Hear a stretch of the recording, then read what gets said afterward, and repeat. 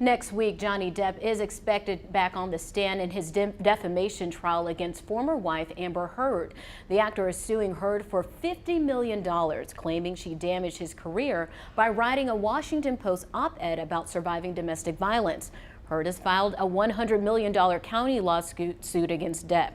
Throughout the week, parts of Depp's testimony dominated social media, including one moment when he started laughing while on the stand.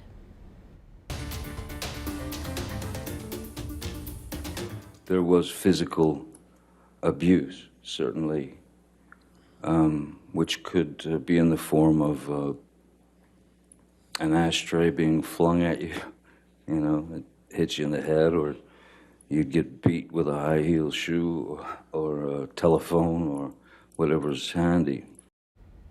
Right now, we've got Blanca Cobb, body language expert, here to break down Johnny Depp's court testimony moment. Blanca, a lot of people are questioning why he seemed to chuckle when describing that childhood traumatic situation.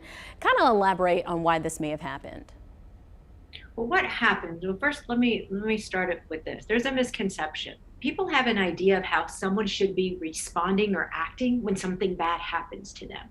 And because we try to make meaning of what's happening in our life, if someone's talking about something bad, but they're laughing about it, there's a disconnect there. Some people will say, well, did it really happen? Or was it really that bad? Or perhaps it's not even true. Well, in this case, we know it is true because Johnny and his sister both are on the stand under oath recounting childhood abuse. So that isn't the issue here.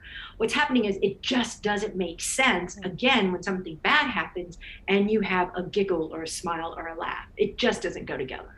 Yeah, so what are some of the reasons why anyone would smile when talking about these past abusive situations?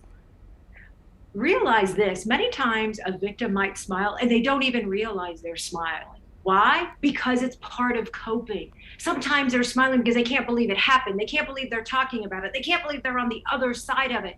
Or perhaps they're smiling as they're telling the person to let the other person know, hey, I know I'm talking about something heavy, but I'm going to be okay. Another reason is that they're minimizing the impact it actually had on them.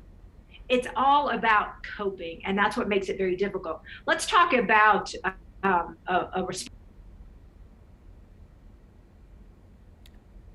Blanca?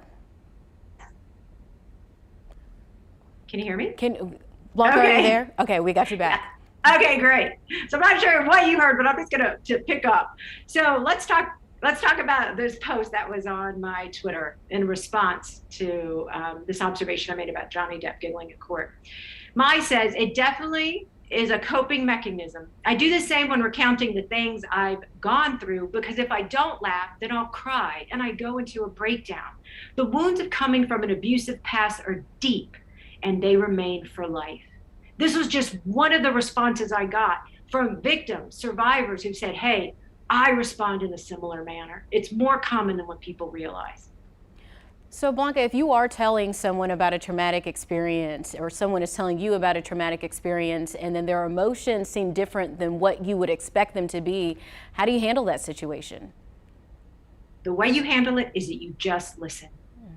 Give them the latitude, give them the platform to talk about it, to express it in the way that makes sense for them in the moment. This is not your opportunity to pass judgment. This isn't a court of law. This is somebody who has enough trust in you that they're going to share something that is very painful about their life. This is just for you to listen. And if you're not understanding something in what they're showing in their body language or mannerism and what they're saying, you can pause at an appropriate time and say, hey, I just want to check in. Is everything okay? I know this has to be hard for you. That empathy that you're showing will go a long way in helping them feel validated and understood. And you really might learn something about how they're coping and the complications of being a victim. This is very powerful information and advice that we can certainly take throughout the rest of our lives. Thank you so much, Blanca. And you can continue the conversation with Blanca on her Facebook page, Blanca Cobb, body language expert.